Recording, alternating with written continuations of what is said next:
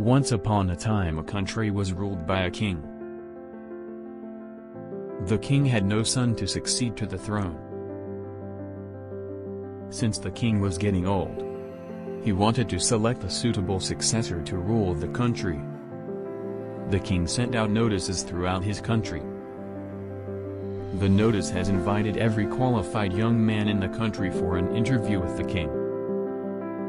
The outcome of the interview would decide a possible successor to the throne.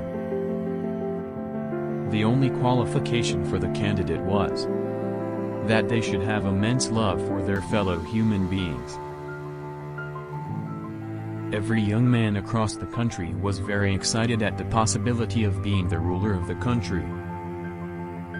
A poor young man from a remote village also read the notice and started to prepare for an interview with the king. The man was a kind and hard-working man, but he was very poor due to various circumstances. The man had no good clothes to be presentable in the sight of the king.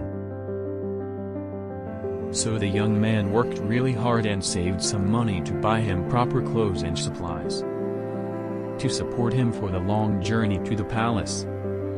After he got his supplies and a proper attire for the interview, the young man set out on his quest. He traveled many days and had almost completed the journey, when he came upon a poor beggar by the side of the road.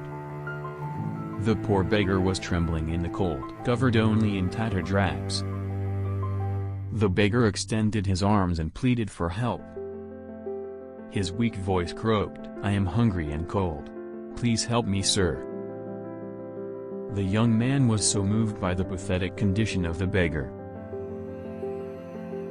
He immediately stripped his new attire and offered it to him. He also provided him with his very limited food he had carried for the journey. The beggar thanked the man 1,000 times, but since the man had given up his good clothes to the beggar, he was a bit hesitant to go for the interview. He however gathered enough courage to enter the palace in his old dirty clothes. Upon his arrival at the palace, the king's attendant showed him the way to the great hall. After a short rest to clean off the journey's tiredness, the man was admitted to the throne room for the interview. The young man bowed low as the king entered the room. When he raised his eyes, he gasped in astonishment as he noticed that the king looked very similar to the beggar he had met on the way. The king saw the shock in the man's eye and said, "Yes, I was the beggar you met on your way. But why did you dress up like a beggar? You are a king. Why did you do this to me?" The young man stammered after gaining some composure, "Because I had to be sure that you had a good heart, and you genuinely loved your fellow human beings," said the king.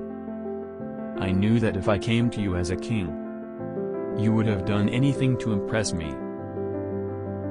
But that way I would never have known what is truly in your heart. The generosity and love to the one in need, without expecting anything in return, is the sign of a great heart." Looking at your love and generosity towards the beggar man proved that you sincerely loved your fellow human beings. This country needs a leader who would work for the welfare of all of the nation, not just the ones who would do anything to get the throne. You have proven that you are the right person to be my successor," promised the king. In life, kindness is more important than wisdom, and the recognition of this is the beginning of wisdom.